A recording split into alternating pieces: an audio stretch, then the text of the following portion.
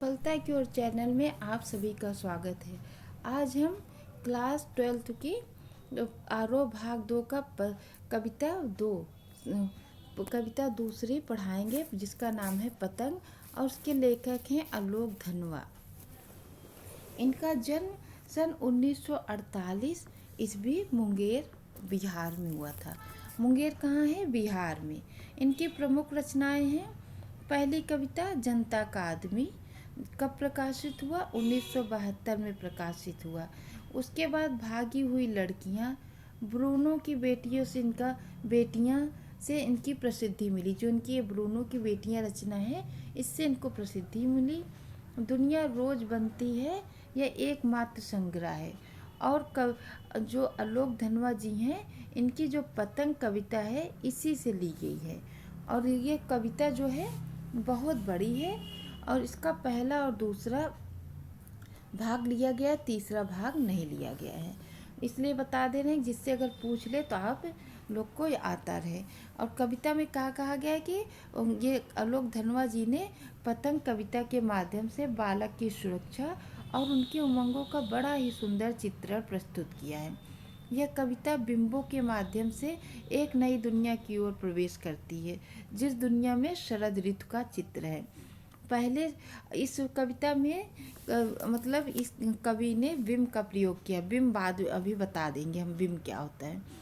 तो कवि ने जो शरद ऋतु पिछले साल थी, उस शरद ऋतु से इस शरद ऋतु, जो इस शरद ऋतु आएगी, इसके बीच जितनी ऋतुएं आई, उन्हें कवि ने पुल कहा है। और शरद ऋतु में जब आसमान में सूरज चमकता है, तो उसकी जो लाल लाल किरणें होती, उसकी तुलना साइकिल से की है। और वो शरद ऋतु जो है किस पे सवार होकर आ रहा है? साइकिल पर सवार होकर घंटी बजाते हुए आ रहा है। फिर बाद में शरद ऋतु को इन्होंने बालक शरद कह दिया है। जो बालक शरद है, वो बच्चों को इशारे से पतंग उड़ाने के लिए बुलाता है। तो ऐसे इसी तरह है, ये पूरा कविता इसी तरह है। आइए अब शुरू करते हैं। पतंग कविता के कवि कौन है? आलोक धनवा जी। दूसरा पॉइंट, पतंग कविता के माध्यम से कवि ने क्या बताने की कोशिश की है? बच्चों और पतंग के बीच गहरे संबंध को। तीसरा पॉइंट, आसमान कब एकदम साफ, स्वच्छ और निर्मल होता है? शरद ऋतु में। चौथा पॉइंट, कवि ने तेज बौछारें गई कहकर किस माह को के बीच जाने की बात कही है? भादों की। शरद ऋतु की सुहानी सुबह आकाश में छाई लालिमा को देखकर कवि को कैसा प्रतीत होता है? जैसे वो खरगोश की लाल लाल आंखें हों। शरद ऋतु की सुहानी सुबह आकाश में जो छाई लालिमा है, उसकी तुलना खरगोश की लाल लाल आँखों से किया है कवि ने। ठीक है। शरद ऋतु में आकाश की छाई लालिमा किसकी भांति लग रही है? खरगोश की लाल आँखों की भांति। अब इसमें अभी अलंकार पूछ ले तो आप बताएंगे उपमा अलंकार। जहाँ एक वस्तु की तुलना दूसरे वस्तु से की जाए, वहाँ उपमा अलंकार होता है। सातवां पॉइंट, खरगोश की आँखों जैसा लाल सवेरा में कौन सा अलंकार है? उपमा अलंकार। आठवां पॉइंट, पिछले साल की शरद ऋतु से इस साल की शरद ऋतु के आने तक बीच में और ऋतुएं भी आई और गईं। कवि ने उन सभी ऋतुओं को किसका नाम दिया? पुल का। अभी बताए थे, पुल का। नवा, पुलों को पार करते हुए कौन सी ऋतु आई? शरद ऋतु। पुलों को पार में कौन सा अलंकार है? अनुप्रास अलंकार। पवर्ण की आवृत्ति होने के कारण ये अनुप्रास अलंकार है। 11वां पॉइंट, शरद ऋतु में आसमान में चारों ओर फैली चमकीली सूरज की किरणें कवि को कैसी प्रतीत होती? किसी साइकिल की भांति। 12वां पॉइंट, सुनहरे सूरज में कौन सा अलंकार है? सवर्ण की आवृत्ति हो रही थी, इसलिए अनुप्रास अलंकार। कवि ने शरद ऋतु की तुलना किससे की? साइकिल चलाने वाले किसी छोटे बच्चे से। शरद ऋतु क्या चलाते हुए आया? साइकिल। शरद आया पुलों को पार करते हुए पंक्ति की विशेषता बताइए। शरद आया में शरद ऋतु का मानवीकरण किया है। 16वां पॉइंट, बच्चे पतंग के साथ साथ किसके सहारे आकाश में उड़ते हैं? बाल सुलभ कल्पनाओं और उम्मीदों के सहारे। जिस तरह पतंग उड़ती है उसी तरह बच्चों की कल्पनाएं और उम्मीदें भी उड़ती हैं। सबसे तेज बौछारें गईं, खरगोश की आंखों जैसा लाल सवेरा। शरद आया पुलों को पार करते हुए, अपनी नई साइकिल तेज चलाते हुए, चमकीले इशारे से बुलाते हुए। इन सब में क्या समानता है? इन सब में दृश्य बिंब है। क्या है? दृश्य बिंब। अब सबसे पहले बिंब जान लीजिए। बिंब किसी पदार्थ का मानचित्र या मानसीचित्र होता है। पश्चात काव्यशास्त्री जो हैं बिंब को कविता का अनिवार्य अंग मानते हैं। बिंब के 4 प्रकार हैं: दृश्य बिंब, श्रव्य बिंब, विचार बिंब, भाव बिंब। जिसमें दिखाई दे दृश्य बिंब, जिसमें सुनाई दे श्रव्य बिंब, जिसमें विचार या भावना विचार आए विचार बिंब, और जिसमें भाव आए। ठीक है। शरद क्या बजाते आता है? घंटी। 19वां पॉइंट, घंटी जोर से बजाते हुए पंक्ति की विशेषता बताइए। यह श्रव्य बिंब है। कौन सा बिंब है? क्योंकि घंटी बज रही तो हमें सुनाई दे रहा है, तो इसलिए ये श्रव्य बिंब है। जो 20वां पॉइंट, जोर जोर में कौन सा अलंकार है? पुनरुक्ति प्रकाश अलंकार। जोर जोर की पुनरुक्ति हो रही है।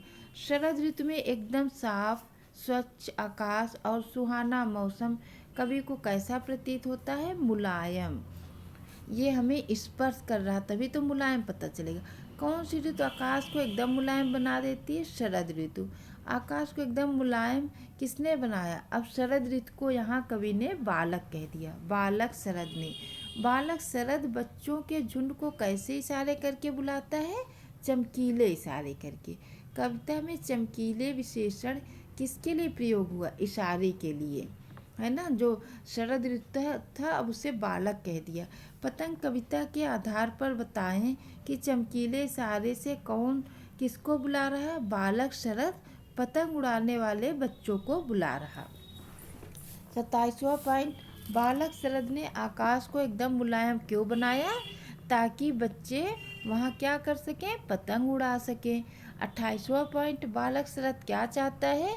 दुनिया की सबसे हल्की और रंगीन पतंग आसमान में ऊंची उड़े। 29वां पॉइंट, दुनिया के सबसे पहले पतले कागज और बांस की सबसे पतली कमानी से क्या बनाई जाती? रंगीन पतंग। आकाश को इतना मुलायम बनाते हुए में कौन सा बिंब है? स्पर्श। क्योंकि मुलायम है तो स्पर्श करेंगे तभी तो पता चलेगा कि मुलायम है। 31वां पॉइंट, पतंग ऊपर उठ सके में कौन सा बिंब है? दृश्य बिंब। 32वां पॉइंट, कवि ने पतंग उड़ाते बच्चों के दौड़ने भागने और खुशी से उछलने की तुलना किससे की? कपास के साथ। कपास बहुत मुलायम होता है। बच्चों की मन की तरह कपास भी बहुत मुलायम होता है। 33वां पॉइंट, पतंग कविता में कपास किसका प्रतीक है? कोमलता का। 34वां पॉइंट, कवि ने बच्चों की तुलना कपास के साथ क्यों की? क्योंकि बच्चों का मन और भावनाएं कपास की तरह स्वच्छ, कोमल और पवित्र होती हैं। 35वां पॉइंट, पतंग के पीछे भागते बच्चों की निर्मलता, कोमलता और पवित्रता को कौन छूना चाहता है? पृथ्वी। 36वां पॉइंट, पृथ्वी किनके बेचैन पैरों के पास घूमती हुई आती है? बच्चों के बेचैन पैरों के पास। 37वां पॉइंट, पतंग उड़ाने के लिए इधर उधर दौड़ते भागते बच्चों को किस चीज़ का पता नहीं रहता? पैरों के नीचे की कठोर जमीन। बच्चे इतना बेसुध होकर घूमते हैं और दौड़ते हैं कि छत के एकदम किनारे पहुंच जाते हैं, गिरने से बचते हैं।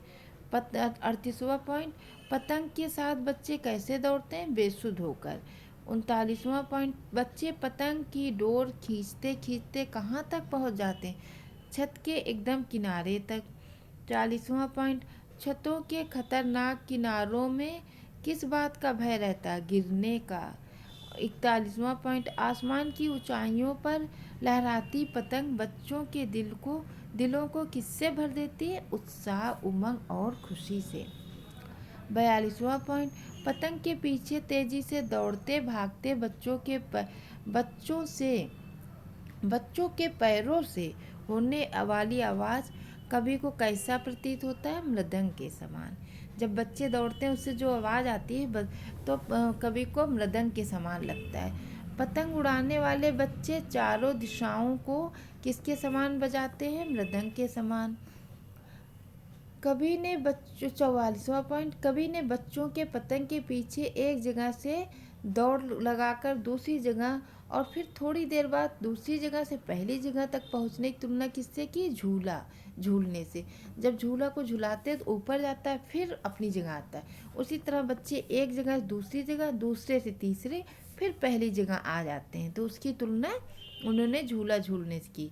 45वां पॉइंट, दौड़ लगा एक जगह से दूसरी जगह भागते बच्चों का वेग किस तरह लचीला होता है? किसी पेड़ की डाल की तरह।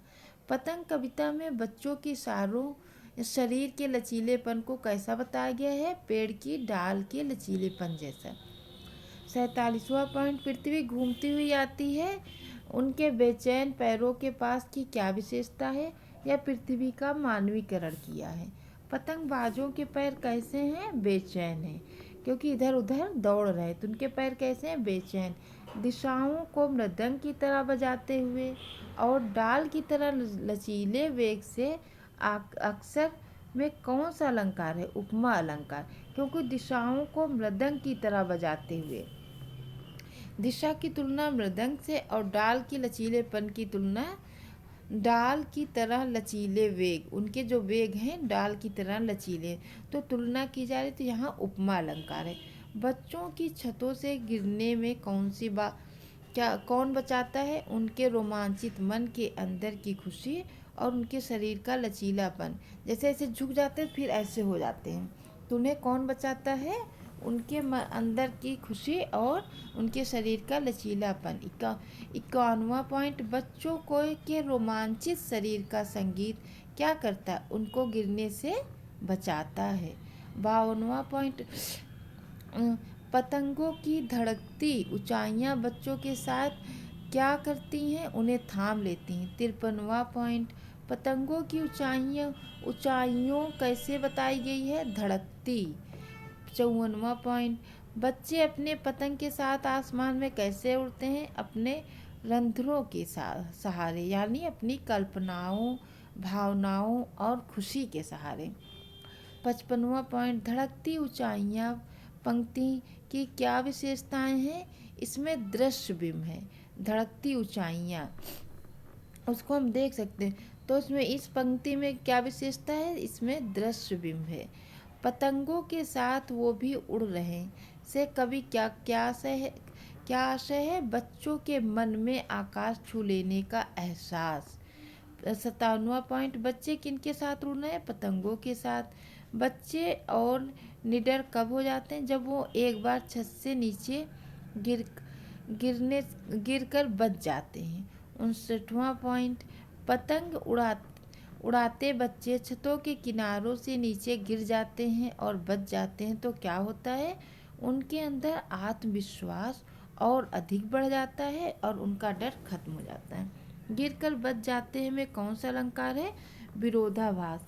विरोधाभास है, क्योंकि गिरकर बच गए ना, गिरे फिर वो बच गए, दोनों अलग हैं, तो इसलिए यहाँ विरोधाभास अलंकार है। बच्चे छत के किनारे से एक बार गिर जाने के बाद पुनः क्या करते हैं? वो दुगना उत्साह, साहस और निडरता के साथ अगले दिन सुबह फिर से छत पर आकर पतंग उड़ाने लगते हैं। आज के लिए इतना ही, अगले वीडियो में फिर मिलेंगे। आप लोग हमारा वीडियो शुरू से लेकर आखिरी तक ज़रूर देखा करिए। जितने लोग भी देखते हैं हमारे वीडियो को सब्सक्राइब ज़रूर कर दिया करिए। धन्यवाद।